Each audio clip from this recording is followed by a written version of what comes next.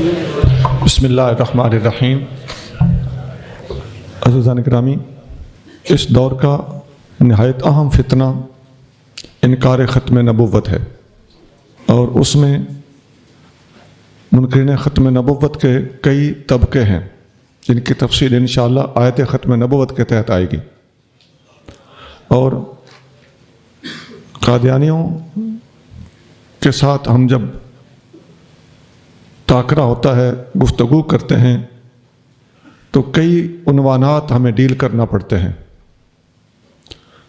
ایک ختم نبوت، دوسرا حیات مسیح علیہ السلام، تیسرا ظہور امام مہدی رضی اللہ عنہ، چوتھا خروج دجال، پانچواں جہاد کا مسئلہ، چھٹا مرزا قادیانی کا سیرت و کردار۔ یہ موٹے موٹے موضوعات ہیں جن کا تعلق اسلام اور قادیانیت سے ہے۔ اس سلسلے میں آج جو ہم نے آیت پڑھی ہے، انی متوفی کا ورافیوں کا الیہ، اس کا پورا سیاق اس طرح ہے۔ اللہ تعالیٰ اس سے پچھلی آیت میں فرما رہا ہے وَمَكَرُوا وَمَكَرَ اللَّهُ وَاللَّهُ خَيْرُ الْمَاكِرِينَ۔ یہودیوں نے حضرت عیسیٰ علیہ السلام کے خلاف سازشیں اور ان کو قتل کرنے کی کوششیں کیں، اور اللہ نے ان کے اس مکر کے خلاف اپنی خفیہ تدبیر فرمائی۔ یہ پس منظر اچھی طرح ذہن میں رکھ کے آگے بڑھنا چاہیے۔ اس پس منظر کے بعد اللہ تعالیٰ فرماتا ہے میں نے خفیہ تدبیر کیسے کی؟ فرمایا میں نے عیسیٰ علیہ السلام سے وعدہ کیا کہ آپ تسلی رکھیں، انی متوفی کا ورافیوں کا الیہ، میں آپ کی توفی کروں گا اور آپ کو اپنی طرف اٹھا لوں گا۔ اب اللہ نے ان کی توفی کیسے کی وہ ایک الگ بات ہے، لیکن اگلا لفظ ہے رافیوں کا الیہ، اپنے طرف اٹھا لوں گا۔ اصل چیز اللہ تعالیٰ کا انہیں اپنے طرف اٹھانا ہے، باقی رہی توفی تو وہ اٹھاتے وقت صورت اور حالت کیا تھی؟ توفی اس صورت کو، اس حالت کو ظاہر کرنے کے لیے استعمال کیا گیا ہے۔ توفی کی 4 صورتیں ممکن تھیں، اور چاروں صورتیں کتابوں کے اندر مذکور ہیں۔ ایک صورت ہے انی متوفی کا، میں آپ کی توفی کروں گا، اس کا معنی ہے انی منیموں کا، میں آپ کو نیند دوں گا۔ یہ قول اکثر مفسرین کا ہے۔ دوسری صورت یہ ممکن تھی انی قابضک من الارض حیا، میں آپ کو زمین میں سے زندہ پورے کا پورا گرفت کر لوں گا، گرپ کر لوں گا، پکڑ لوں گا، اور رافیوں کا الیہ اپنے طرف اٹھا لوں گا۔ پہلے پکڑنا اور پھر اٹھانا مراد ہے۔ تو یہاں پر متوفی کا معنی ہے میں آپ کو اپنی ہولڈ میں لے لوں گا اور گرپ میں لے لوں گا اور پکڑ لوں گا۔ تیسرا معنی ہے ممیتوں کا، میں تمہیں موت دوں گا۔ فَأَمَاتَهُ اللَّهُ 3 سَاعَاتٍ ثُمَّ رَفَعَهُ، اللہ نے انہیں 3 گھنٹے کے لیے موت دی، پھر اپنی طرف اٹھا لیا۔ اب دیکھ رہے ہیں توفی کا معنی کچھ بھی ہو، بہرحال اوپر جا رہے ہیں وہ۔ اور چوتھا طریقہ یا چوتھی صورت یہ تھی کہ متوفی کا، اس کا معنی ہے ممیتوں کا بعد انزالک من السماء، میں تمہیں موت دوں گا لیکن آسمان سے نازل ہونے کے بعد، اور میں تمہیں تیری توفی کروں گا، اپنے طرف اٹھاؤں گا۔ اس میں تقدیم و تاخیر ہے، یعنی پہلے اٹھاؤں گا اور توفی بمعنی موت، یہ آپ کے آسمان سے نازل ہونے کے بعد وقوع پذیر ہوگا۔ اب رہ گیا مرزا کا ایک چیلنج۔ وہ کہتا جی توفی کا فاعل اللہ ہو، بندہ مفعول ہو اور باب تفاعل ہو تو معنی ہمیشہ موت ہوتا ہے۔ یہ چیلنج ٹوٹ گیا اس لیے کہ قرآن نے توفی کا لفظ نیند کے لیے 2 مقامات پر استعمال کیا ہے۔ هو الذی یتوفاکم باللیل، یہ سورۃ انعام ہے، اور دوسرے جگہ پر اللہ یتوفی الانفس حین موتها واللتی لم تمت فی منامها، سورۃ زمر ہے۔ تو دونوں مقامات پر اللہ نے توفی کا لفظ نیند کے معنی میں استعمال کیا ہے، اور حدیثوں میں موت کا لفظ بھی نیند کے لیے استعمال کیا گیا ہے۔ اللہم بسمک اموت و احیا، اور جاگتے وقت جو ہم دعا پڑھتے ہیں الحمدللہ الذی احیانا بعدما اماتنا، یہ توفی کا جو چیلنج ہے اس کا ایک جواب یہ بھی ہے کہ توفی کا فاعل اللہ ہو، مفعول بندہ ہو اور باب تفاعل استعمال ہوا ہو، تو حدیث کے اندر یہ لفظ یہی اسی باب کا یہی لفظ استعمال ہوا ہے، اور وہاں پر نہ موت مراد ہے نہ نیند مراد ہے، بلکہ اجر پورا کا پورا ادا کرنا مراد ہے۔ حدیث کے الفاظ ہیں اذا رمى الجمار لا يدري احد ما له حتى يتوفاه اللہ عز وجل یوم القیامت، جب بندہ رمی جمار کرتا ہے تو اس کا اجر کسی کو کوئی پتہ نہیں کہ کتنا ہے، حتیٰ کہ اس کو اللہ تعالیٰ قیامت کے دن پورا پورا ادا کرے گا۔ تو یہاں اجر دینے کے معنی میں لفظ توفی استعمال ہوا ہے، فاعل اللہ ہے اور بندہ مفعول ہے۔ یہ الترغیب والترغیب میں حدیث نمبر 1686 ہے۔ چوتھا پوائنٹ یہ ہے کہ حدیث میں آتا ہے نبی کریم صلی اللہ علیہ وآلہ وسلم نے فرمایا ان عیسیٰ لم یمت وانہ راجع الیکم قبل یوم القیامت، بے شک عیسیٰ فوت نہیں ہوئے بلکہ وہ قیامت سے پہلے پہلے تمہارے پاس زندہ واپس آنے والے ہیں۔ یہ ابن جریر میں حدیث نمبر 5620 ہے، در منصور میں بھی ہے، ابن کثیر میں بھی ہے اور کتابوں میں بھی ہے، اور سند اس کی صحیح ہے۔ اس کی مزید تفصیل آگے ما قتلوہ یقیناً بل رفعہ اللہ الیہ، سورۃ النساء کی آیت کی اس تفسیر میں آ رہی ہے، وہاں انشاءاللہ تعالیٰ کھل کر آپ کو کثیر التعداد حدیثیں لکھائی جائیں گی۔ اب آگے چلیے۔ ان مثل عیسیٰ عند اللہ کمثل آدم خلقہ من تراب ثم قال له کن فیکون، بے شک عیسیٰ کی مثال اللہ کے نزدیک آدم کی طرح ہے، اسے مٹی سے بنایا پھر اسے فرمایا ہو جا تو وہ ہو گیا۔ آپ نے سورت کی ابتدا میں پڑھا تھا کہ نجران کے عیسائیوں کا جو وفد 60 آدمیوں پر مشتمل تھا وہ مدینہ شریف میں ٹھہرا رہا اور ان سے گفتگو اور بحث ہوتی رہتی تھی، جس طرح مخالفین اسلام کی پرانی عادت ہے اور اب بھی جاری ہے۔ وہ کہنے لگے جی تم ہمارے عیسیٰ علیہ السلام کو گالیاں کیوں دیتے ہو؟ اب آپ سوچئے کوئی مسلمان حضرت عیسیٰ علیہ السلام کو گالی دینے کا خدا نخواستہ سوچ سکتا ہے؟ سوال ہی پیدا نہیں ہوتا۔ ہم ان کا دل سے ادب کرتے ہیں، لیکن یہ لوگ گالی کس کو بنا ڈالتے ہیں؟ ان کی ذہنیت اور ان کی نفسیات کیا ہے، اس کا جائزہ لیجیے۔ نبی کریم صلی اللہ علیہ وآلہ وسلم نے فرمایا کون سی گالی دیتے ہیں؟ انہوں نے کہا جی آپ کہتے وہ اللہ کے بندے تھے، یہ ہے جی ان کے نزدیک گالی۔ آج کے ماحول پہ ذرا نظر رکھ کے اس بات کو سمجھیے۔ آپ نے فرمایا اجل ہاں وہ اللہ کے بندے اور اس کے رسول اور اس کا کلمہ ہے جسے اللہ تعالیٰ نے مریم کے پیٹ میں القاء کیا تھا جو وہ کنواری تھی اور وہ بتول تھیں۔ بتول کا معنی دنیا سے کٹی ہوئی۔ فغضبوا، نبی کریم صلی اللہ علیہ وسلم نے ان کے لگائے ہوئے الزام کی وضاحت کیسے کی؟ الزام کیا تھا؟ آپ گالیاں دیتے ہو۔ جواب کیا تھا؟ کون سی گالی دیتے ہیں؟ جی آپ اللہ کا بندہ کہتے ہو۔ آقا نے فرمایا ہاں اللہ کا بندہ تو ہم کہتے ہیں، لیکن ساتھ آپ نے وضاحت کی کہ صرف اللہ کا بندہ نہیں کہتے، اللہ کا بندہ، اللہ کا رسول، اللہ کا کلمہ۔ تو ان کی اس الزام والی بات کے ساتھ ساتھ آقا صلی اللہ علیہ وسلم نے عبداللہ ہونے کا اقرار اور ساتھ کچھ شانیں بیان کی تاکہ اس ناقص ذہن کی اصلاح ہو جائے، یہ انسان بن جائیں اور بدگمانی نہ کریں۔ اچھا فغضبوا، اب کیا ہوا؟ قائل ہو جانا چاہیے تھا، کنونس ہو جانا چاہیے تھا، وہ اور غصے میں آ گئے۔ کہنے لگے ہل رأیت انسانا قط من غیر اب، تم نے کبھی کوئی انسان دیکھا جو باپ کے بغیر پیدا ہوا ہو؟ تخصیص اپنی مرضی سے اور تخصیص کی تشریح بھی اپنی مرضی سے۔ اچھا عیسیٰ علیہ السلام کا بغیر باپ کے پیدا ہونا، اس کی وضاحت اللہ تعالیٰ خود قرآن میں فرما رہا کہ اس سے ملتی جلتی بات پہلے ہو چکی ہے۔ اس وقت اللہ نے یہی آیت نازل کی تھی جس وقت آپ پڑھ رہے ہیں، یہ اس آیت کا شان نزول ہے ان مثل عیسیٰ عند اللہ کا مثل آدم، عیسیٰ کی مثال اللہ کے ہاں آدم کی مثال جیسی ہے۔ عیسیٰ علیہ السلام کی بغیر باپ کے پیدا ہونا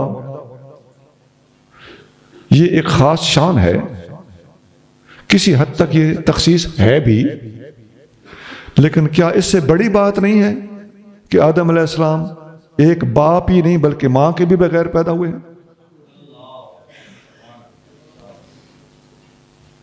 تو اب پوری صورتحال سامنے رکھنی ہے۔ فرمایا فی کونہ خلقہ من غیر ابن، بغیر باپ کے پیدا ہونے والی بات، کمثل آدم، یہ آدم علیہ السلام میں بھی ہے، لأنہ خلق من غیر ابن و ام، بلکہ وہ تو باپ ہی نہیں بلکہ ماں کے بھی بغیر پیدا ہوئے ہیں۔ خلقہ من تراب، آدم علیہ السلام کو مٹی سے پیدا کیا گیا تھا، ثم قال لہ کن فیکون، عیسیٰ علیہ السلام کو اللہ تعالیٰ نے اپنی ان کی والدہ کے پیٹ میں جبریل امین کے دم کی برکت سے حمل پذیر کیا تھا۔ یہ آگے کافی ساری تفصیل ہے اس کی، یہ اسباب النزول للواحدی حدیث نمبر 206 ہے، اور اس کے آخری الفاظ ہیں وَقَدْ رَدَّ اللَّهُ تَعَالَى خَلْقَ عِيسَىٰ إِلَىٰ آدم علیہ السلام بِنَوْعِ شِبْهٍ، اللہ تعالیٰ نے حضرت عیسیٰ علیہ السلام کی خلق کو، پیدا کیے جانے کو آدم علیہ السلام کی طرف رد کیا ہے ایک قسم کی مشابہت کی وجہ سے۔ الحق من ربك فلا تكن من الممترین، حق تیرے رب کی طرف سے ہے تو اے مخاطب تو شک کرنے والوں میں سے نہ ہو۔ جی، حق تیرے رب کی طرف سے ہے، اور جو قرآن میں ہم بیان کر رہے ہیں یہ لا ریب ہے اور حق ہے۔ یہ لا ریب فیہ کہ حقیقت کو بیان کرنے کا ایک دوسرا انداز ہے۔ اے محبوب، جو تیرا رب آپ کی طرف وحی کرتا ہے وہ ساری کی ساری باتیں حق ہے۔ آپ کے کسی امتی کو ان باتوں کے بارے میں کسی تردد کا اور شک کا شکار ہونے کی ضرورت نہیں۔ ایک وضاحت مناسب لگتی ہے، مرزا قادیانی نے حضرت عیسیٰ علیہ السلام کے بغیر باپ کے پیدا ہونے میں بھی تردد ظاہر کیا ہے، اور حضرت مریم کے یوسف نجار کے ساتھ نکاح کا قائل ہے، اور وہاں بڑی سخت ڈنڈیاں مارتا ہے، جو اپنی طرف سے وہ تاریخیات، اسرائیلیات اور اوٹ پٹانگ باتیں لے کے آتا ہے، تو اس وقت لگتا ہے کہ اس بندے کو قرآن و سنت سے کوئی غرض نہیں، اپنی من مانی کو منوانے کے لیے جہاں سے چاہے کوئی جملہ اٹھا کے لے آئے اور کسی کانٹیکسٹ میں لا کے فٹ کر دے۔ سارا جس بندے کا سابقہ کتابوں کا مطالعہ ہے وہ مرزا قادیانی کی باتیں جب پڑھتا ہے تو سر پکڑ کے بیٹھ جاتا ہے۔ ایسے لوگوں کا علاج حضرت فاروق اعظم کے پاس تھا۔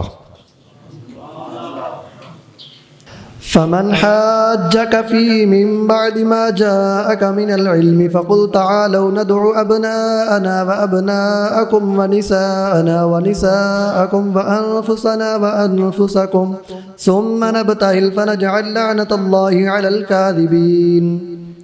پھر اے محبوب، جو لوگ عیسیٰ کے بارے میں آپ سے حجت بازی کریں اس کے بعد کہ آپ کے پاس علم آ گیا تو ان سے فرمائیں آؤ ہم بلائیں اپنے بیٹوں اور تمہارے بیٹوں کو اور اپنی عورتوں اور تمہاری عورتوں کو اور اپنے آپ کو بھی اور تمہیں بھی، پھر عاجزی سے اللہ کے حضور دعا کریں تو اللہ کی لعنت ڈالیں جھوٹوں پر۔ یہ بھی انہی نجران کے عیسائیوں سے گفتگو چل رہی ہے۔ یہ جب نجران کے عیسائی آئے تھے تو یہ ایک وفد تھا، یہ 10 ہجری کی بات ہے۔ بولیے کون سا سال؟ 10 ہجری۔ اس سال کا نام ہے عام الوفود، عام الوفد کی جمع، عام الوفود، وفدوں کا سال۔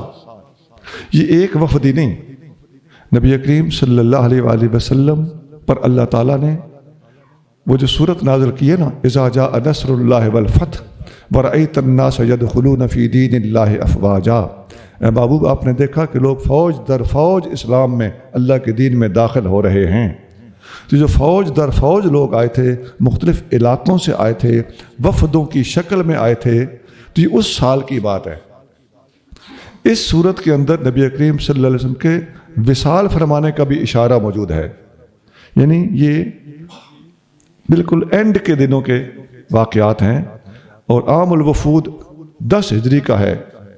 اس وفد والوں نے جب گفتگو کی، سیدھی سادہ گفتگو سے مطمئن ہونے کو تیار نہیں تھے، اور آپ نے ابھی سنا کہ اللہ کا بندہ کہنے کو بھی وہ گالی سمجھ رہے تھے۔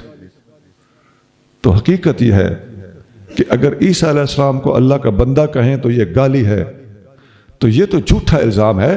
سنا، اگر اللہ کا بیٹا کسی کو کہیں تو یہ اس سے بڑی گالی ہے، یہ اللہ کو گالی ہے اور اصل گالی ہے۔ اللہ تعالیٰ جل شانہ نے اپنے محبوب کو حکم دیا، اے محبوب، علم کی بات آ جانے کے بعد، آپ کے پاس حتمی بات پہنچ جانے کے بعد، آپ کے ان کو مطمئن اور کنونس کرنے کے لیے دلائل دے چکنے کے بعد، اب اس مسئلے کا یہی حل رہ گیا ہے کہ ان کو مباہلے کا چیلنج دے دیجیے۔ فقل، فرما دیجئے، تعالو، چلے آؤ، ندعو ابناءنا و ابناءکم و نساءنا و نساءکم و انفسنا و انفسکم ثم نبتہل فنجعل لعنت اللہ علی الکاذبین۔ ہم بلاتے ہیں اپنے بیٹوں کو اور تمہارے بیٹوں کو، اپنی عورتوں کو اور تمہاری عورتوں کو، اپنے آپ کو اور تمہارے اپنے آپ کو، اور پھر مل کے لعنت کرتے ہیں اس پر جو بھی ہم میں جھوٹا ہے۔ تو پھر دیکھتے ہیں نتیجہ کیا نکلتا ہے۔ اس طرح مباہلہ کہتے ہیں کسی مخالف کو اکٹھے بیٹھ کر لعنت کرنے کی دعوت دینا۔ الابتحال التدائی باللعن۔ اس آیت میں 3 قسم کے لوگوں کو دعوت دینے اور بلانے کا حکم دیا گیا ہے۔ ابناءنا و ابناءکم 1، نساءنا و نساءکم 2، انفسنا و انفسکم 3۔ اب اس سے کیا کیا مراد ہیں؟ علماء نے لکھا ہے ابناءنا و ابناءکم سے مراد حسنین کریمین اور سیدنا علی المرتضیٰ رضی اللہ تعالیٰ عنہ ہیں، کیونکہ داماد بیٹا ہی ہوتا ہے۔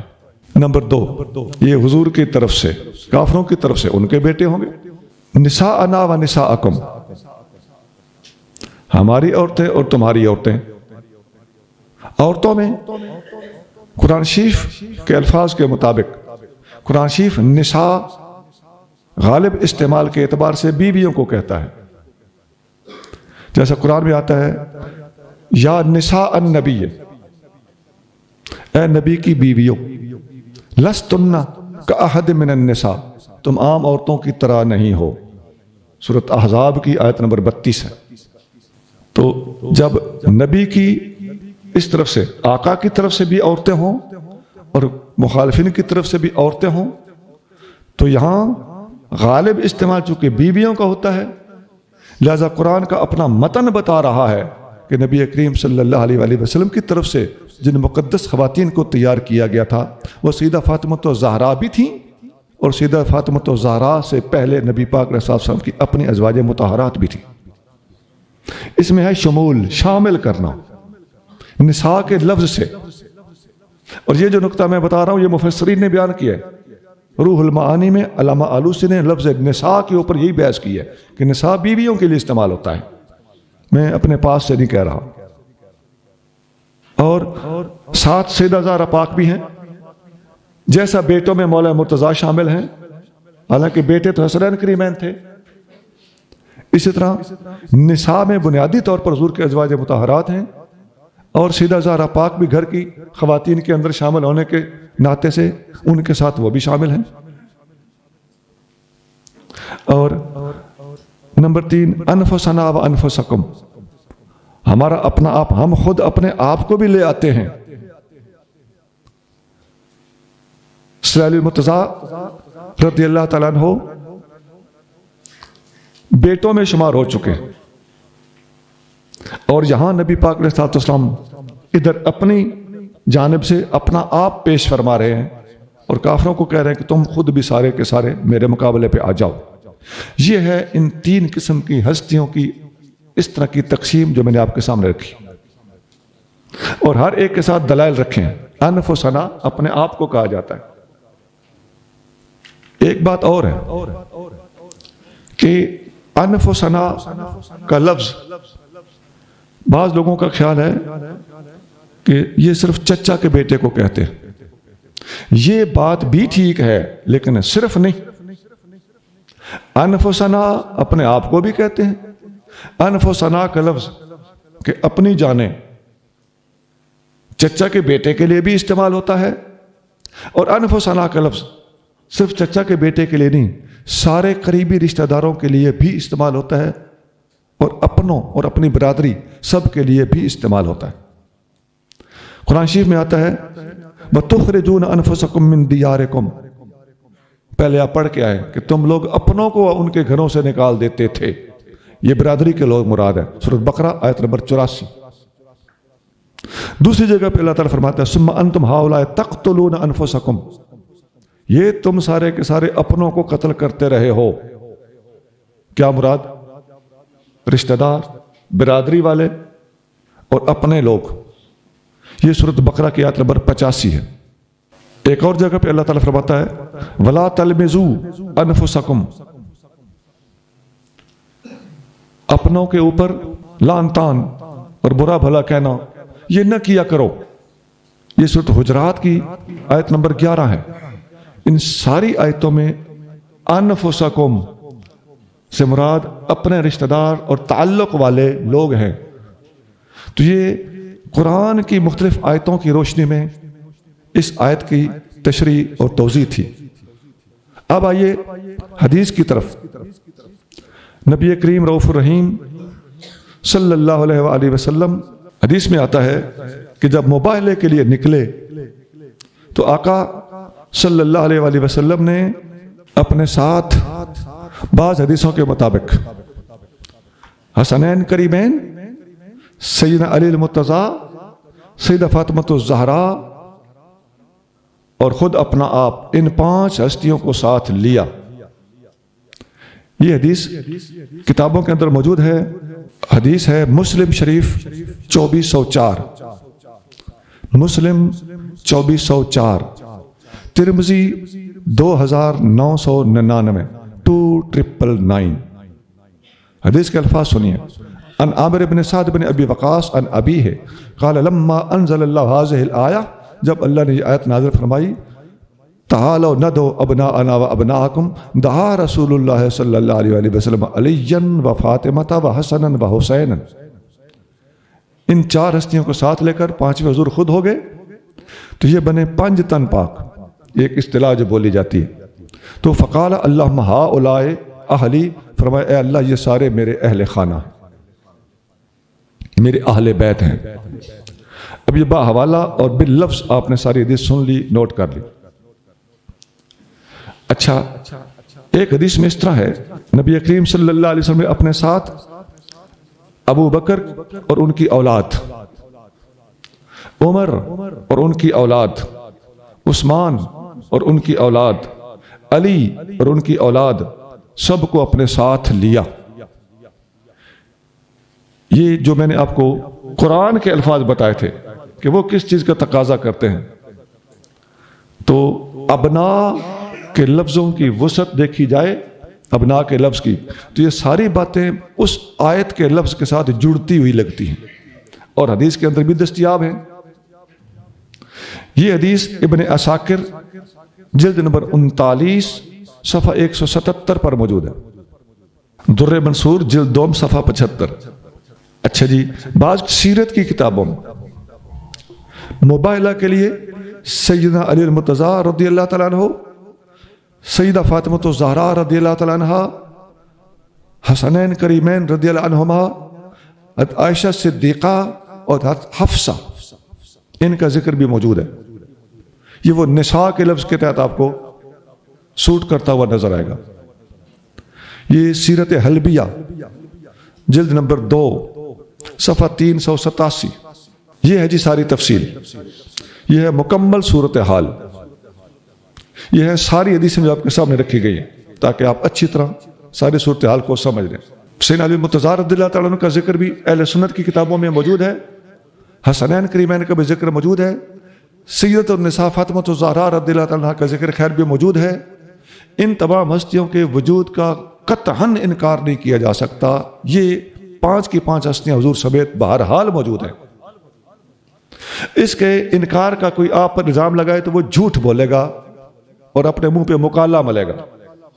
باقی رہ گیا ابنا کے لفظ کی وسعت میں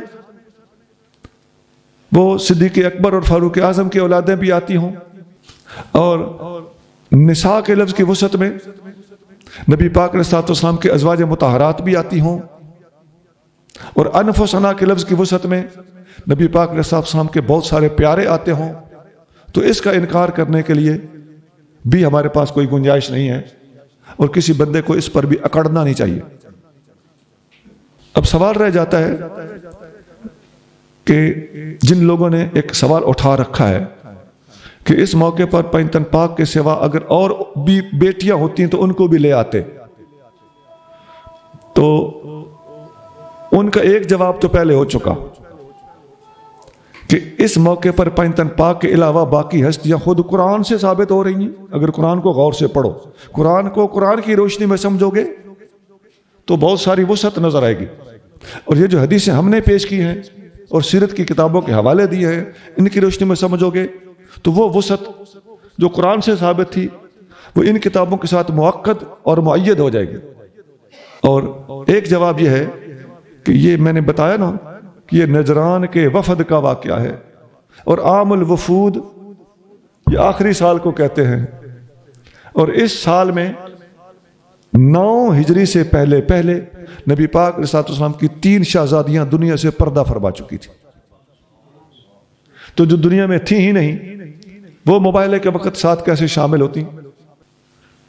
یہ جتنی باتیں میں نے کی ہیں میں نے کتابوں سے کی ہیں, اپنی طرف سے کچھ نہیں کہا. آپ ذرا الفاظ سن لیجئے. یہ میرے پاس سامنے اسی آیت کی تفسیر میں اردو کی ایک معروف تفسیر ضیاء القرآن کھلی پڑی ہے, میں آپ کو پڑھ کے سنانے لگا ہوں. اے محبوب کہہ دیجئے کہ آؤ ہم بلائیں اپنے بیٹوں کو بھی اور تمہارے بیٹوں کو بھی, اپنی عورتوں کو بھی اور تمہاری عورتوں کو بھی, اپنے آپ کو بھی اور تم کو بھی. پھر بڑی عاجزی سے اللہ کے حضور التجا کریں, پھر بھیجیں اللہ کی لعنت جھوٹوں پر. اب تفسیر سنیے, حاشیہ نمبر 67. اس لفظ میں بعض لوگوں نے حضرت علی کرم اللہ وجہہ الکریم کی خلافت بلا فصل پر استدلال کیا ہے.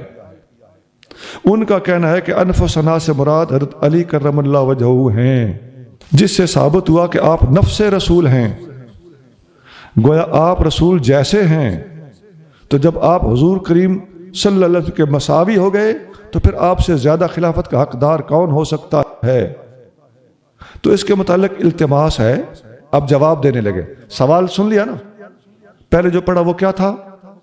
سوال تھا. اب آتا ہے جواب.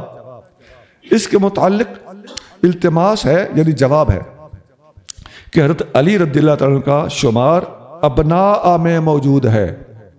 آپ کا شمار کن میں ہے؟ بیٹوں میں. بولو, آپ کا شمار کن میں ہے؟ کہاں لکھا ہوا ہے؟ تفسیر ضیاء القرآن میں. اچھا جی, کیونکہ آپ نبی اکرم صلی اللہ علیہ وسلم کے داماد تھے اور داماد کو بیٹا کہا جاتا ہے. اور تسلی ہوگی. اور اگر انفسنا, اب میں نے اور وضاحت کی کہ انفسنا میں آپ کو شمار کریں بھی تو پھر حضور کے ساتھ مساوات کیسے ہوگی؟ ڈٹ رہے ہیں اس بات کر کہ آپ بیٹوں میں شمار ہو چکے ہیں. لیکن اگر بالفرض آپ کو انفسنا میں بھی شمار کریں, لفظ اگر کے ساتھ کہتے ہیں, اگر انفسنا میں ہی شمار کریں تو عینیت اور مساوات کہاں سے ثابت ہوئی؟ کیونکہ یہ لفظ تو ان لوگوں کے لیے بھی استعمال ہوتا ہے جو قریبی رشتہ دار یا دینی اور قومی بھائی ہوں. قریبی رشتہ دار, دینی بھائی اور قومی بھائی. جیسے یخرجون انفسہم من دیارہم اور ولا تخرجون انفسکم من دیارکم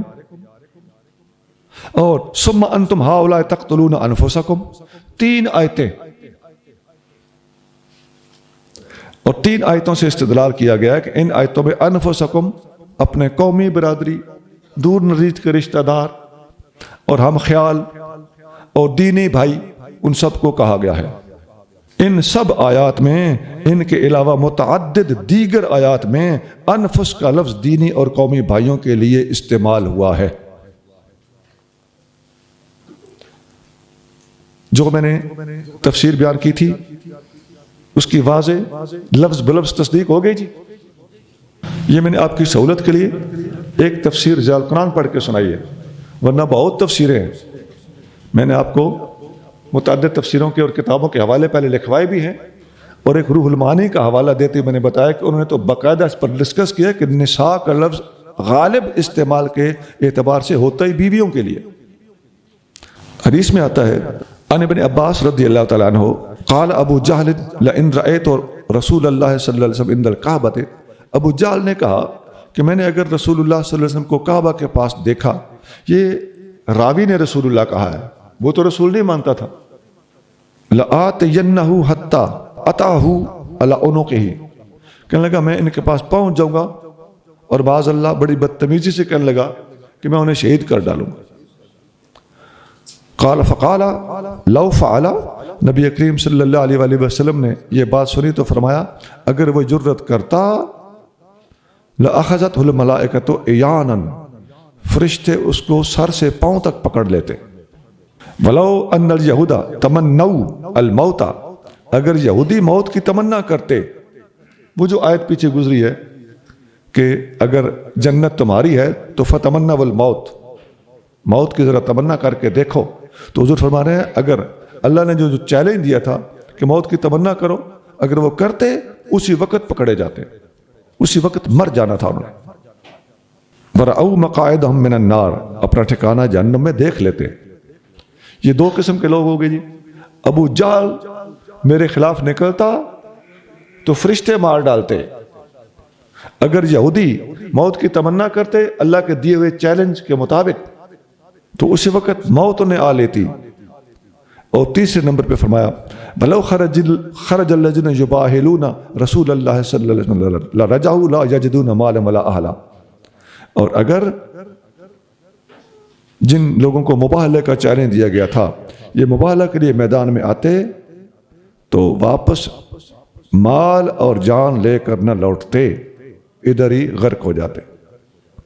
یہ حدیث مسند احمد میں حدیث نمبر 2225 225. اب ہوا کیا تھا یہ بھی سن لیں. ان لوگوں نے مباہلے سے انکار کر دیا. ان کو کسی نے جا کے بتا دیا کہ آگے نہ جانا، مارے جاؤ گے. انہوں نے مباہلہ کرنے سے انکار کر دیا اور جزیہ دے کر ماتحت ہو کر اسلامی حکومت کے انڈر رہنے کے لیے آمادہ ہو گئے. یہ نجران کے عیسائیوں کے وفد کا انجام ہوا. دلائل النبوہ جو ابو نعیم کی ہے اس میں حدیث نمبر 245 کہ وہ جزیہ دے کر ماتحت ہونے کو تیار ہو گئے تھے. دلائل النبوہ لابی نعیم حدیث نمبر 245. اور آیت مباہلہ 10 ہجری میں نازل ہوئی تھی. نوٹ کریں کون سی ہجری ہے جی؟ 10 ہجری. اور نبی کریم صلی اللہ علیہ وآلہ وسلم کی شہزادی حضرت رقیہ بنت رسول اللہ صلی اللہ علیہ وسلم 2 ہجری میں فوت ہوئی تھی. سیدہ زینب بنت رسول اللہ صلی اللہ علیہ وسلم 8 ہجری میں فوت ہوئی تھی. اور سیدہ ام کلثوم بنت رسول اللہ صلی اللہ علیہ وآلہ وسلم 9 ہجری میں فوت ہوئی تھی. اور آیت مباہلہ کا نجران کے عیسائیوں کے ساتھ یہ واقعہ 10 ہجری کا ہے. اب بھی جو لوگ یہ سوال اٹھائیں کہ باقی بیٹیاں کہاں تھیں تو اب آپ لوگ اچھی طرح سمجھیں. آپ کو اس بات کا اچھی طرح آپ کا ذہن بن جانا چاہیے کہ اسلام کے خلاف اور اہل سنت کے خلاف جو بھی بات کرتا ہے خدا کی قسم بغیر دلیل کے ٹانگ اڑاتا ہے.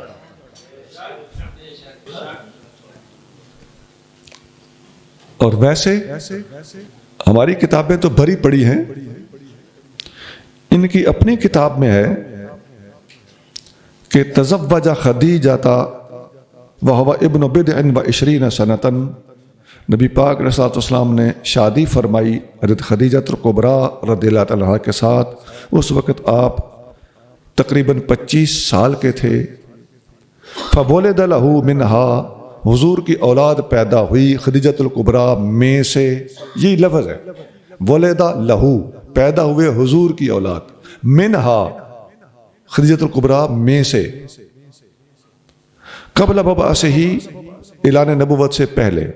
کون کون؟ حضرت قاسم، رقیہ، زینب، ام کلثوم۔ وولد بعد المبعث، اور اعلان نبوت کے بعد پیدا ہوئے کون کون؟ الطیب والطاہر وفاطمہ علیہم السلام۔ اصول کافی جلد دوم صفحہ 435۔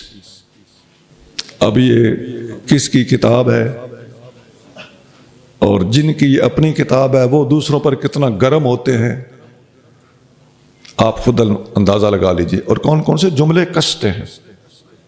اس کا جواب ان کو اللہ سے مل جائے گا، لیکن آپ نے جواب دے دیا ہے ان کو علمی طور پر۔ ایک حدیث میں آتا ہے، سینا امام زین العابدین رضی اللہ تعالیٰ عنہ روایت کرتے ہیں، ان علی ابن الحسین ان عمر بن الخطاب رضی اللہ عنہ خطب الی علی رضی اللہ عنہ ام کلثوم۔ عمر بن خطاب رضی اللہ تعالیٰ عنہ نے حضرت علی مرتضیٰ کو پیغام دیا اور رشتہ مانگا ان کی شہزادی سیدہ ام کلثوم کا۔ حضرت ام کلثوم حضرت فاروق اعظم کے نکاح میں آئیں، یہ حدیث بخاری شریف میں ہے، لیکن میں جو یہاں بتانے لگا ہوں وہ ایک رشتے کی پوری تفصیل ہے۔ وہ کیسے ہے؟ آپ نے پیغام بھیجا نکاح کا، سیدنا علی مرتضیٰ رضی اللہ تعالیٰ عنہ نے جواب دیا کہ میں نے اپنے بھتیجے عبداللہ بن جعفر کے لیے ایک سوچ بنائی ہوئی ہے۔ آپ نے پیغام دیا، عمر فاروق نے پیغام دیا یا بات کی یا کہا کہ میں ان کی بہت خدمت کروں گا، بہت اچھا اور سہولیات کے ساتھ گھر میں رکھوں گا، اور عبداللہ بن جعفر سے زیادہ یا کوئی بھی بندہ ان کی جتنی زیادہ خدمت کر سکتا ہوگا میں اس سے زیادہ خدمت کروں گا۔ حضرت علی مرتضیٰ رضی اللہ تعالیٰ عنہ نے ان کا رشتہ دے دیا۔ نکاح ہو جانے کے بعد عمر فاروق مہاجرین میں گئے، کہنے لگے مجھے مبارک دو۔ انہوں نے کہا امیر المومنین کس بات کی؟ فرمایا ام کلثوم بنت علی اور بنت فاطمہ بنت رسول اللہ صلی اللہ علیہ وسلم کی میرے ساتھ نکاح اور شادی کی وجہ سے، انی سمیت رسول اللہ صلی اللہ علیہ وسلم۔ مبارک شادیاں تو اس وقت ہوتی رہتی تھیں، تو فرمایا یہ وہ شادی ہے جس کے لیے میں مانگ کے مبارک لینا چاہتا ہوں، کیونکہ میں نے رسول اللہ صلی اللہ علیہ وسلم کو فرماتے ہوئے سنا ہے۔ رشتہ لینے کی بھی یہی وجہ تھی۔ آپ لوگ پس منظر جانیں گے تو آپ واقعی نہایت مطمئن اور اطمینان پذیر ہو جائیں گے۔ فاروق اعظم کا جو خدا کا خوف اور تقوی تھا، بات بات پہ رونے لگنا اور اللہ کے سامنے سجدے میں گر جانا، اور رقاق اور آخرت کی فکر جتنی غالب تھی، بخشش کا کوئی وسیلہ اور ذریعہ چھوڑتے نہیں تھے۔ تو آپ نے فرمایا میں نے نبی کریم صلی اللہ علیہ وآلہ وسلم کو فرماتے ہوئے سنا ہے، کل نسب و سبب جنقطع یوم القیامت الا ما کان من سببی و نسبی۔ قیامت کے دن تمام تعلقات اور تمام نسب کٹ جائیں گے سوائے محمد کریم کے سبب اور محمد کریم کے نسب کے۔ فأحببت ان یکون بینی و بین رسول اللہ نسب و سبب، میں نے ارادہ کیا کہ میرا نبی پاک علیہ السلام کے ساتھ بھی خاندانی، خونی اور نسبی رشتہ قریب ہو جائے۔ میں نے یہ نکاح اس لیے کیا ہے، اور اس خوشی میں کہ اب میں قیامت کے دن نبی کریم صلی اللہ علیہ وسلم کے نسب میں جڑ گیا ہوں، جو قیامت کے دن سارے نسب ٹوٹ جائیں گے، یہ نسب نہیں ٹوٹے گا۔ یہ مستدرک حاکم حدیث نمبر 4742، مسند احمد یہ مسند احمد میں بھی ہے، یہ اس سے زیادہ بھاری حوالہ ہے۔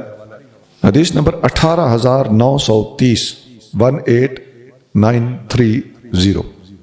اب سنیے اسی نجران کے وفد کے بارے میں حضرت حذیفہ رضی اللہ تعالیٰ عنہ روایت کرتے ہیں، جاء اہل نجران الی النبی صلی اللہ علیہ وسلم، نجران والے جب نبی کریم صلی اللہ علیہ وسلم کے پاس آئے تو فقالوا ابعث لنا رجلا امینا، تو جب وہ واپس جانے لگے تو انہوں نے نبی کریم صلی اللہ علیہ وسلم سے عرض کیا، یا رسول اللہ ہمارے ساتھ ایک بندہ بھیجیے، امینن حق کا امین، جو ایسا امین ہو، امین کا معنی سمجھتے ہیں امانت دار،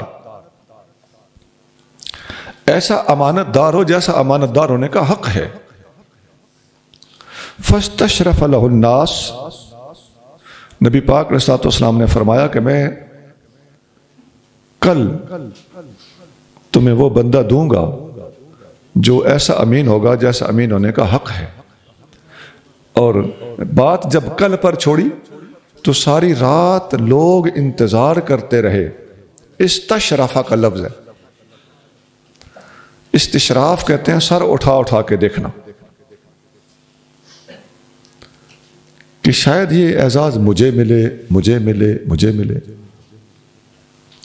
صبح ہوئی تو نبی پاک علیہ الصلوۃ والسلام نے فرمایا ابو عبیدہ بن جراح کہاں ہے؟ انہیں ان کے حوالے کیا اور فرمایا ھذا امین امتی، یہ میری امت کا امین ہے، حق کا امین، جیسا امین ہونے کا حق ہے۔ یہ حدیث بخاری شریف میں ہے، حدیث نمبر 4382 4382۔ یہاں ایک اور بات بھی ساتھ شامل کر لیں، دو طرح لطف آئے گا۔ ایک تو حضرت علی المرتضیٰ کی شان بیان ہو جائے گی، ایک لطف تو یہ ہوگا، دوسرے آپ کو اس حدیث کا صحیح محمل پتہ چل جائے گا کہ سنیت کسے کہتے ہیں۔ خیبر کے موقع پر تفصیل آگے آئے گی کہ جب سارے قلعے فتح ہو گئے لیکن ایک یا دو قلعے باقی رہ گئے تھے، وہ فتح نہیں ہو رہے تھے، تو نبی کریم صلی اللہ علیہ وآلہ وسلم نے فرمایا تھا کل میں جھنڈا اسے دوں گا جو اللہ سے، اللہ کے رسول سے محبت کرتا ہوگا اور اللہ اس کا رسول اس سے محبت کرتے ہوں گے۔ تو وہاں بھی یہی لفظ ہیں کہ استشرف الناس، جو لفظ یہاں تھے لوگ ساری رات انتظار میں رہے، وہاں بھی، لیکن انتخاب علی المرتضیٰ کا ہوا، اور لوگ ساری رات انتظار میں رہے یہاں بھی، لیکن انتخاب ابو عبیدہ بن جراح کا ہوا۔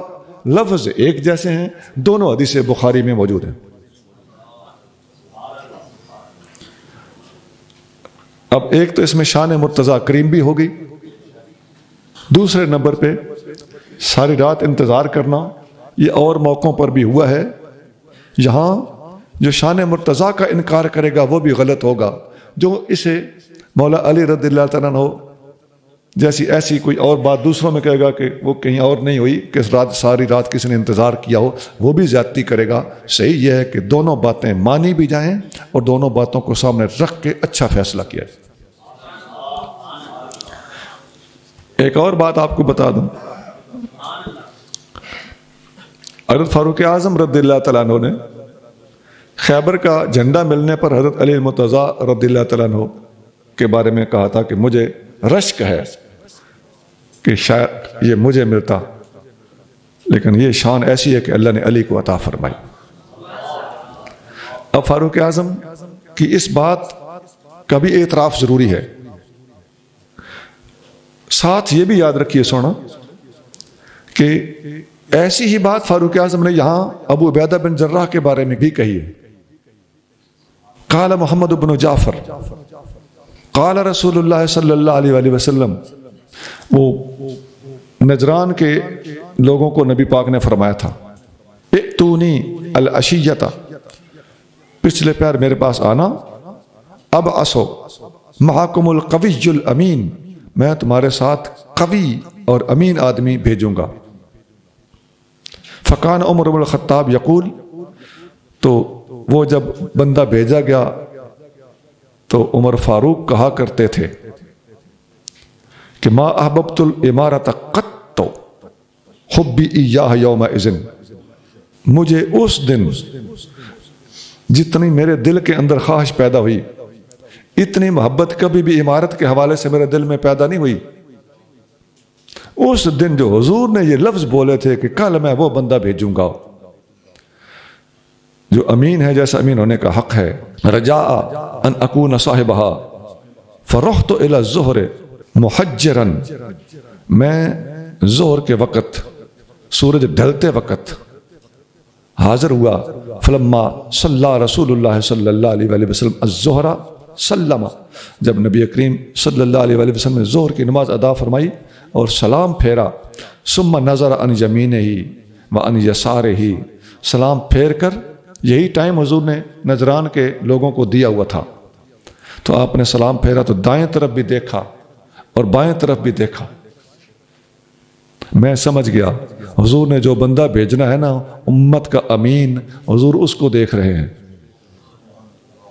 فجعلت اتطاول له لیرانی، میں گردن اونچی کرنے لگا تاکہ حضور مجھے دیکھ لیں۔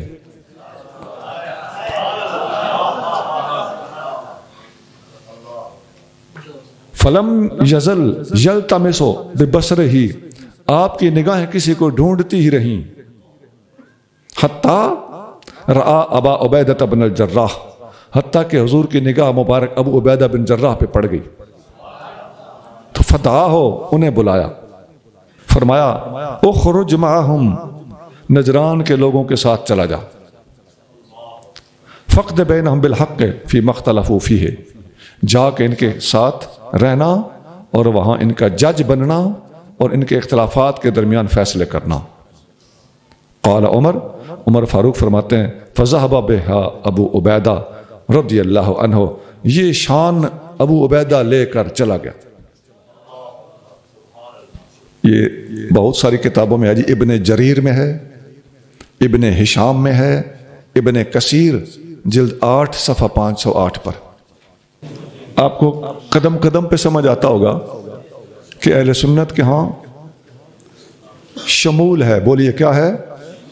شمول، یعنی سب اللہ کے پیاروں کو شامل رکھنا، اور مخالفین اہل سنت کے پاس کیا ہے؟ استثناء، ان کے پاس کیا ہے؟ بس۔ تو جب ہم شمول دکھاتے ہیں تو یہ آپ پر ہوٹنگ کرنا شروع کر دیتے ہیں۔ تو اہل سنت و جماعت کا معنی کیا ہے؟ جماعت کا معنی کیا ہے؟ شمول رکھنا، اکٹھا کرنے والے اہل سنت و جماعت ہوتے ہیں، اور اکٹھا نہ ہونے دینے والے اہل افتراق ہوتے ہیں، وہ اہل سنت و جماعت نہیں ہوتے۔ هذا لهو القصص الحق وما من إله إلا الله وإن الله لهو العزيز الحكيم، بے شک یہی سچا بیان ہے اور اللہ کے سوا کوئی معبود نہیں، اور یقیناً اللہ ہی بڑا غلبے والا، بڑا حکمت والا ہے۔ یہ ہے حق کا بیان، یہ ہے وہ ساری تفصیل، یہ ہے قصص حق، حق کا قصہ، اور اللہ کے سوا کوئی معبود نہیں اور وہ غالب حکمت والا ہے۔ تو مطلب یہ ہے کہ یہ خبر صادق ہے، اے محبوب، جو ہم نے آپ پر یہ باتیں وحی کی ہیں، اور جتنے حقائق آپ نے آپ کو بتائے ہیں، جتنے دلائل ہم نے پیش کیے ہیں، اور جتنے واقعات اس سے پہلے حضرت مریم اور زکریا علیہ السلام کے حوالے سے یا اور حوالوں سے پیش کیے ہیں، تو جتنی غیبی خبریں ہیں یہ آپ کے سچا نبی ہونے کا ثبوت ہے۔ فَإِن تَوَلَّوْا فَإِنَّ اللَّهَ عَلِيمٌ بِالْمُفْسِدِينَ، پھر اگر وہ روگردانی کریں تو بے شک اللہ فساد کرنے والوں کو خوب جانتا ہے۔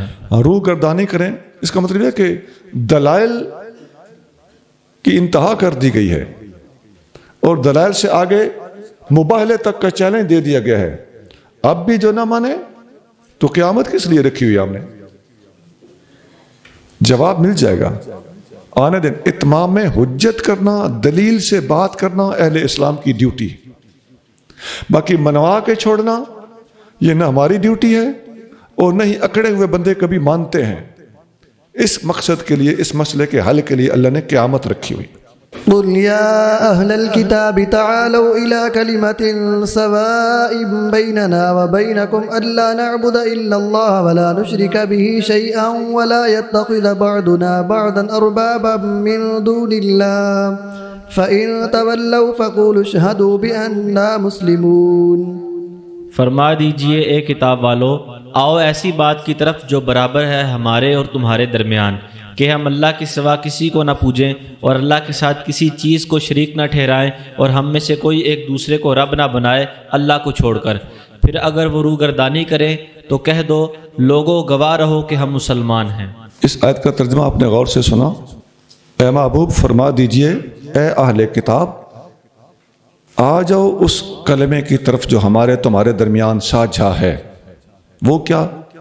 اللہ نعبد الا اللہ، کہ ہم اللہ کے سوا کسی کی عبادت نہ کریں۔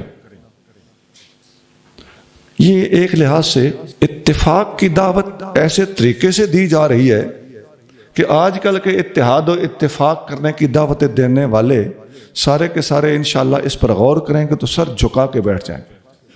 اللہ نے اتفاق و اتحاد کی دعوت کس شرط کے ساتھ دی ہے؟ آ جاؤ اتفاق کر لیتے ہیں اس بات پر کہ اللہ ایک ہے۔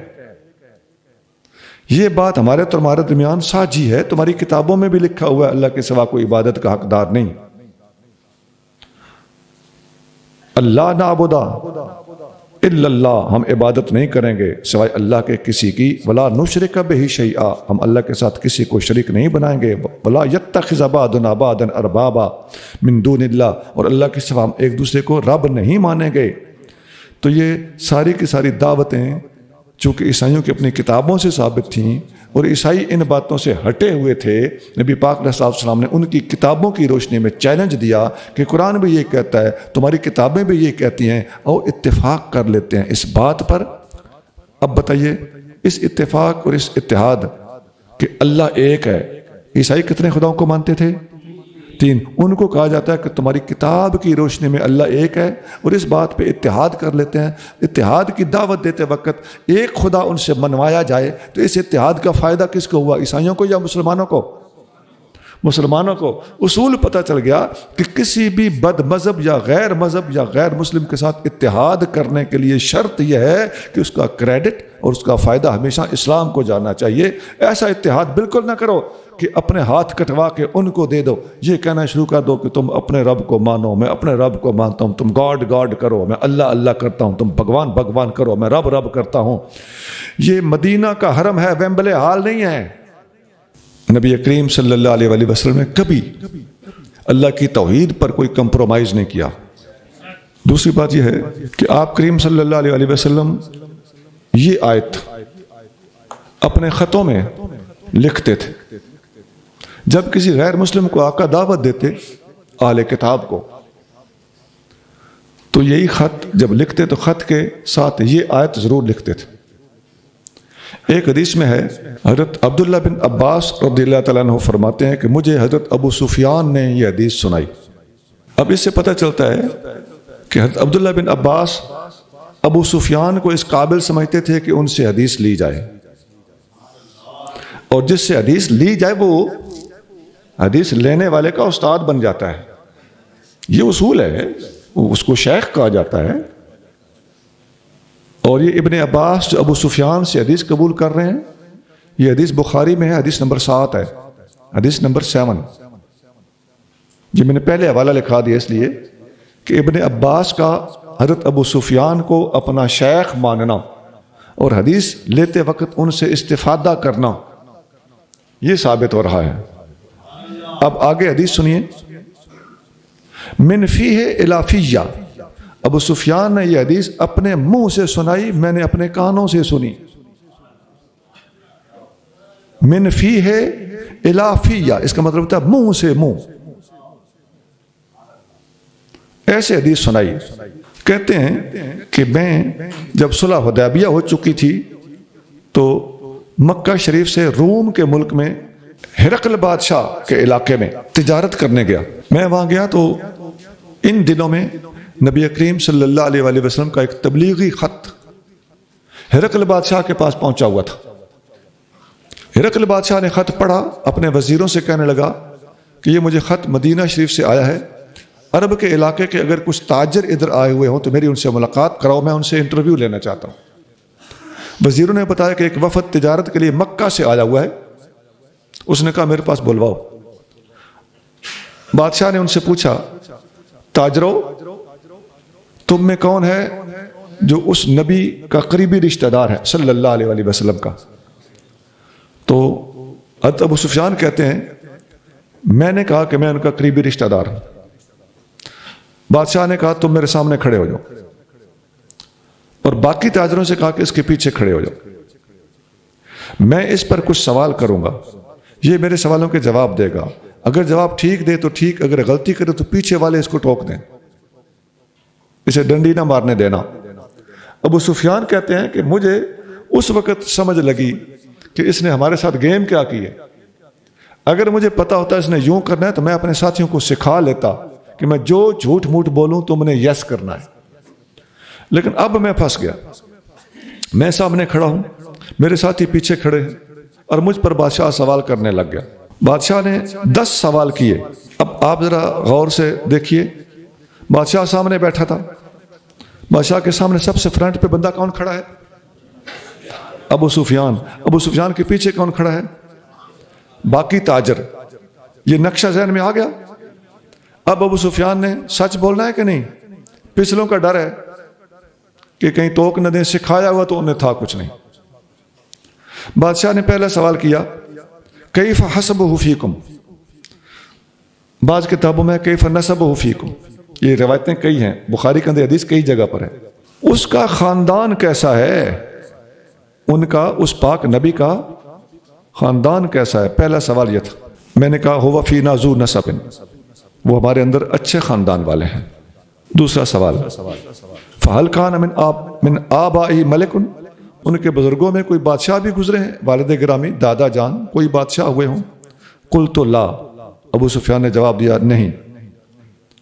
نمبر 3 کیا تم نے ان کا کبھی اس سے پہلے کوئی جھوٹ بھی پکڑا ہے؟ ابو سفیان نے کہا نہیں۔ اگلا سوال تھا ان کو ماننے والے زیادہ تر امیر ہیں یا غریب؟ جواب یہ تھا کہ زیادہ تر غریب ہیں۔ اگلا سوال تھا یہ بڑھ رہے ہیں یا گھٹ رہے ہیں؟ جواب یہ تھا کہ بڑھ رہے ہیں۔ اگلا سوال یہ تھا کہ ان کے دین کو قبول کرنے والوں میں سے کبھی کوئی واپس بھی آتا ہے کہ نہیں؟ اس نے کہا نہیں، واپس کو نہیں آتا، جو جاتا ہے پکا ہو جاتا ہے۔ اگلا سوال تھا کہ تم لوگوں نے کبھی ان کے ساتھ جنگ بھی کی ہے؟ انہوں نے کہا کی ہے۔ کیا بنا؟ کہنے لگے کبھی وہ جیت جاتے ہیں، کبھی ہم جیت جاتے ہیں۔ 8واں سوال تھا کہ کبھی وہ غدر بھی کرتے ہیں، وعدہ خلافی بھی کرتے ہیں، معاہدہ توڑتے بھی ہیں؟ ابو سفیان نے کہا نہیں۔ ہاں اس وقت ایک صلح حدیبیہ چل رہی ہے، پتہ نہیں اب کیا کرتے ہیں۔ ابو سفیان بعد میں بتاتے تھے کہ اس بات میں تھوڑی سی چپر لگانے کا مجھے موقع مل گیا کہ اب صلح ہوئی ہے، پتہ نہیں اب کیا کرتے ہیں۔ تو باقی کہیں میں ڈنڈی نہیں مار سکتا تھا، کیونکہ یہاں مجھے پتا تھا میرے پچھلے والے کیا کہیں گے، اب آئندہ کی ہونے والی بات کے بارے میں کوئی کیا روک سکتا تھا مجھے۔ ان سے پہلے بھی اس شہر میں کبھی کسی نے نبوت کا دعویٰ کیا ہے؟ ابو سفیان نے کہا نہیں۔ وہ تعلیم کیا دیتے ہیں، کہتے کیا ہیں؟ ابو سفیان نے کہا وہ کہتے ہیں کہ اللہ کو ایک مانو، اسی کی عبادت کرو، اور نماز پڑھو، زکوٰۃ دو، اور آپس میں مہربان اور شیر و شکر ہو کر رہو، اور صلہ رحمی کا مظاہرہ کرو۔ وَيَأْمُرُنَا أَن نَّعْبُدَ اللَّهَ وَحْدَهُ وَلَا نُشْرِكَ بِهِ شَيْئًا وَيَأْمُرُنَا بِالصَّلَاةِ وَالزَّكَاةِ وَالْبِرِّ وَالصِّلَةِ وَالصِّدْقِ وَالْعَفَافِ۔ بادشاہ نے کہا ٹھیک، سوال ختم ہو گئے۔ میں نے تم پر پہلا سوال یہ کیا تھا کہ ان کا خاندان کیسا ہے، تم نے کہا تھا خاندان بہت اونچا ہے، تو نبی ہمیشہ اونچے خاندان میں آتے ہیں، یہ بات ان کے حق میں جا رہی ہے۔ میں نے دوسرا سوال یہ کیا تھا کہ ان کے آباء و اجداد میں سے کبھی کوئی بادشاہ بھی ہوا ہے، تم نے کہا نہیں۔ میں نے یہ سوال اس لیے کیا تھا کہ شاید کوئی بزرگوں میں سے بادشاہ گزرا ہو اور ان کو بھی اپنے والد دادا جان کی بادشاہی لینے کا خیال آیا ہو، لیکن تم نے کہا کہ ان کے بزرگوں میں بادشاہ ہوا ہی کوئی نہیں، میں سمجھ گیا کہ یہ بادشاہی کا چکر نہیں ہے، کوئی حق سچ کی بات ہے۔ میں نے تیسرا سوال تم پر یہ کیا تھا کہ تم نے ان کا کبھی کوئی پہلے جھوٹ بھی پکڑا ہے؟ تم نے کہا نہیں، ہمیشہ سچ بولتے ہیں۔ تو میں سمجھ گیا جو اللہ کے بارے میں جھوٹ نہیں بولتا وہ بندوں سے جھوٹ کیوں بولے گا۔ میں نے چوتھا سوال یہ کیا تھا کہ ان کے پیروکار زیادہ تر امیر ہیں یا غریب؟ تم نے کہا کہ غریب۔ تو میں سمجھ گیا حق کو ہر زمانے میں غریبوں نے ہی قبول کیا ہے۔ میں نے پانچواں سوال یہ کیا تھا کہ یہ بڑھ رہے ہیں یا گھٹ رہے ہیں؟ تم نے کہا تھا بڑھ رہے ہیں۔ تو میں سمجھ گیا حق ہمیشہ بڑھتا ہے۔ اور میں نے چھٹا سوال یہ کیا تھا کہ ان کا کوئی بندہ مرتد بھی ہوتا ہے؟ تم نے کہا نہیں۔ تو میں سمجھ گیا کہ جب بھی حق اور سچ کسی کے دل کے اندر جگہ بنا لیتا ہے تو پھر نکلنے کا نام نہیں لیتا۔ میں نے ساتواں سوال یہ کیا تھا کہ تمہاری ان کے ساتھ کبھی جنگ بھی ہوئی ہے؟ تم نے کہا تھا کہ کبھی وہ جیت جاتے ہیں کبھی ہم جیت جاتے ہیں۔ تو اہل حق کے ساتھ ایسا ہی ہوتا ہے، لیکن بالآخر اللہ تعالی حق والوں کو فتح عطا فرماتا ہے۔ میں نے آٹھواں سوال یہ کیا تھا کہ انہوں نے کبھی وعدہ خلافی اور غدر بھی کیا ہے؟ تم نے کہا کہ نہیں۔ تو شان نبیوں کی یہی ہوتی ہے، وہ جو بات کہتے ہیں اس پر ڈٹ کے دکھاتے ہیں۔ میں نے نواں سوال یہ کیا تھا کہ یہ دعویٰ تمہارے شہر میں ان سے پہلے بھی کسی نے کیا تھا؟ میں نے یہ سوال اس لیے کیا تھا کہ اس علاقے میں کوئی پہلے نبی گزرے ہوں تو ان کو دیکھ کر ان کو بھی یہ خیال آ گیا ہو، لیکن تم نے کہا کہ ہمارے علاقے میں پہلے کوئی نبی نہیں ہوا۔ میں سمجھ گیا کہ انہوں نے کسی کی دیکھا دیکھی یہ دعویٰ نہیں کیا، انہوں نے اللہ سے پا کر دعویٰ کیا ہے۔ میں نے آخری سوال یہ کیا تھا کہ یہ تعلیم کیا دیتے ہیں؟ تم نے کہا تھا کہ اللہ کو ایک ماننے، نماز پڑھنے، زکوٰۃ دینے، آپس میں صلہ رحمی کرنے اور صدق و عفاف کی تعلیم دیتے ہیں۔ تو حضرت آدم علیہ السلام سے لے کے ہمارے حضرت عیسیٰ علیہ السلام تک تمام نبیوں کی یہی تو تعلیم تھی، یہی تو وہ پیغام لائے تھے۔ تو یہ پیغام یہ بھی دیتے ہیں۔ اب 10 کے 10 سوال اس پاک نبی کے حق میں جاتے ہیں، اب میں کیسے کہوں کہ وہ غلط ہیں؟ اب بادشاہ نے وہ خط نکالا، وہ خط پڑھ کے سنایا۔ وہ خط کیا تھا؟ اس میں لکھا ہوا تھا بسم اللہ الرحمن الرحیم من محمد الرسول اللہ الی ہرقل عظیم الروم۔ یہ خط محمد الرسول اللہ کی طرف سے ہے اور روم کے بادشاہ ہرقل کی طرف۔ یہ ہرقل لفظ ہے، ہم عام طور پہ ہرقل کہہ دیتے ہیں، کوئی فرق نہیں پڑتا، یہ لفظوں کے تلفظ کا ڈر اللہ کو نہیں ہوتا۔ سلام علی من اتبع الہدی، سلامتی ہو اس پر جو ہدایت کو قبول کرے۔ اما بعد فانی ادعوک بدعایت الاسلام، میں تمہیں اسلام کی دعوت دیتا ہوں۔ اسلم تسلم، مسلمان ہو جا تمہیں سلامتی مل جائے گی۔ اسلم یؤتک اللہ اجرک مرتین، اللہ تعالیٰ تمہیں 2 اجر دے گا، تیرا اپنا اجر بھی اور تیری عوام کا اجر بھی۔ فإن تولیت، اگر تم نے میرے خط کو قبول نہ کیا، منہ پھیرا، فإن علیک اسم العریسیین، تو تیرا گناہ بھی تجھے ملے گا، تیری پبلک کا گناہ بھی تجھے ملے گا۔ ویا اہل الکتاب، اب آیت آقا نے لکھی ہے، یہ جو ابھی آپ پڑھ رہے ہو، اے اہل کتاب تعالوا الی کلمۃ سواء بیننا وبینکم الا نعبد الا اللہ، یہاں سے لے کر اشہدوا بأننا مسلمون تک۔ یہ سورۃ آل عمران کی آیت نمبر 64 نبی پاک علیہ السلام نے ساری لکھ کے بھیجی اور بادشاہ نے یہ پڑھ کے اپنے پبلک کو سنائی۔ فلما فرغ من قراءۃ الکتاب، جب خط پڑھ کر سنانے سے بادشاہ فارغ ہوا تو ارتفعت الاصوات عنده وکثر اللغط، تو اس کے پاس مخالفین جو تھے حضور کے اور اس کی اپنی عوام اور اس کے وزیر کبیر، ان سب نے شور مچانا شروع کر دیا۔ تو ہمیں بادشاہ نے کہا کہ آپ لوگ چپکے سے اس دروازے سے باہر نکل جاؤ، یہ لوگ ہنگامہ کرنے لگ گئے ہیں، کوئی گڑبڑ نہ کریں۔ تو ہم وہاں سے باہر نکلے تو آگے بھی کچھ الفاظ ہیں، لیکن آپ کو جو حدیث کا متن اور وہ خط اور اس کی جو مین مضمون تھا پوری کی پوری حدیث کا، وہ سنانا مقصود تھا۔ تو ان سوالوں کے اندر جو ترتیب کا فرق ہے وہ ضرور ہے، لیکن سوال یہی ہے، اور یہ 2 جگہ پر بخاری میں حدیث موجود ہے۔ نمبر 1 حدیث نمبر 7، نمبر 2 حدیث نمبر 4553۔ یہ سارا واقعہ جو میں نے آپ کو سنایا یہ بخاری شریف میں ہے۔